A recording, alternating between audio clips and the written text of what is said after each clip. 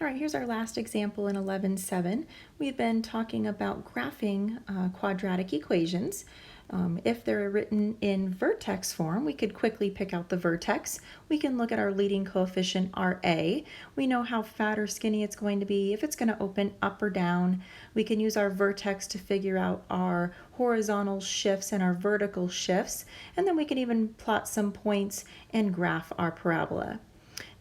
If it's in standard form, we used the formula last time where we can find the x value of our vertex by doing negative b over 2 times a. And once we find that x value, we can plug in that x value and find the y value of our vertex and kind of get our vertex even if it's not in vertex form. Well, in this example, we're going to find the x-intercepts and the y-intercepts of our parabola.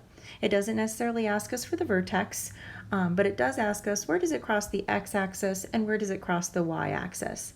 And if we want to find those exact values, then we can't necessarily just sketch the graph because it might not be exact. We want to find exactly where it touches the x and the y-axis, the intercepts. Now, we've talked about finding x and y intercepts when we talked about equations of lines, right? Linear equations. Well, we're going to do the same process of finding the x and y intercepts, even if it's going to be a parabola. So I know that I can find the x-intercept of any graph whenever I can find the y-intercept of any graph whenever x is 0, right? So I can take my equation, I can find where it crosses the y by plugging in 0 for x. So that's what I'm going to do. I'm going to replace my f of x with really a y equals, and then I'm going to take all my x's, plug in zeros, because I know when x is 0, I can figure out where it touches the y-intercept or the y-axis. 0 squared is 0, negative 2 times 0 is 0, so then I have 0 minus 2, so I know that y equals negative 2. I know that this parabola touches at the point 0, negative 2. That's exactly where it touches on the y-axis.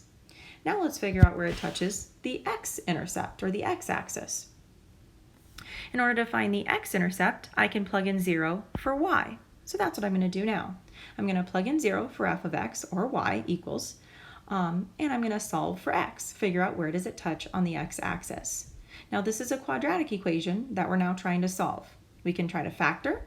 If factoring doesn't work, we could do completing the square or a quadratic formula. I tried to factor it, and I couldn't find any numbers that multiplied to negative 2 that also added to negative 2. So my only options are completing the square or a quadratic formula. You can choose either method, and we should get the same answer either way. I'm going to go ahead and do quadratic formula. Do you remember what quadratic formula is? We've got negative b plus or minus the square root of b squared minus 4 times a times c all over 2 times a. So I'm going to plug in those values into my quadratic formula now. So these are the values that I have. In the front there, I have two negatives that make a positive, and then I'm going to simplify underneath my radical.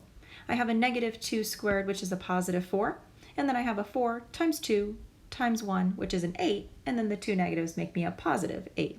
So I really have a 4 plus 8 underneath my radical, which is really a 12 underneath there. I can simplify the 12. There isn't an even square root of 12, but I can break it down. I broke it down into 2 and 6. I broke the 6 down into 2 and 3, and I looked for groups of 2 because it was a square root. So I noticed that I have that group of 2 that I can take out, and so I end up getting x equals 2 plus or minus 2 rad 3 all over 2. You'll notice that I have 3 terms, 2 on the top, 1 on the bottom, and all of my outside coefficients, numbers, are reducible by 2.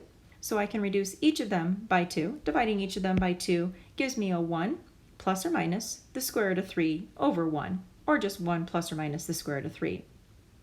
And so that's my x equals. Those are the two places that it touches on the x-axis. Now they're not going to be exact because this is some sort of a decimal. I would actually have to plug into my calculator in order to be able to round and kind of estimate where that number is on my graph, but I know exactly where they touch. They touch at x equals 1 minus the square root of 3, 0, and it touches at 1 plus the square root of 3, 0. Those are my two x-intercepts. And then I have my y-intercept.